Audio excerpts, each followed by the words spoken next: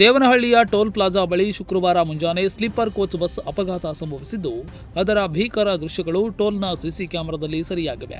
Toll ಬೂತ್ಗೆ ಗುದ್ದಿದ ನಂತರ bus ಸುಮಾರು 100 metre ದೂರ ಮುಂದಕ್ಕೆ ಚಲಿಸಿದ್ದು, ನಂತರ ಚಾಲಕನ ನಿಯಂತ್ರಣ ತಪ್ಪಿದ ಪರಿಣಾಮ ಮತ್ತೆ ಹಿಂದಕ್ಕೆ ಚಲಿಸಿದೆ. ಹಿಂದಕ್ಕೆ ಚಲಿಸಿ ನೇರವಾಗಿ ಟೋಲ್ ಬೂತ್ಗೆ ಮತ್ತೆ ಡಿಕ್ಕಿ ಹೊಡೆದು ನಿಂತಿದೆ.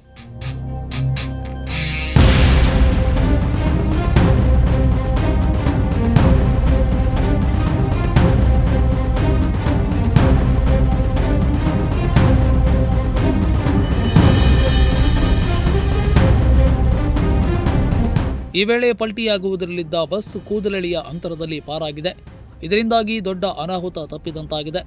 ಅಪಘಾತವಾಗ್ತಿದ್ದಂತೆ ಕೆಲ ಪ್ರಯಾಣಿಕರು ಬಸ್ನಿಂದ ಕೆಳಗೆ ಜಿಗಿದು ಬಸ್ ನಿಲ್ಲಿಸಲು ಯತ್ನಿಸಿದ ದೃಶ್ಯಗಳು ಸಿಸಿ ಕ್ಯಾಮೆರಾದಲ್ಲಿ ಸೆರೆಯಾಗಿವೆ.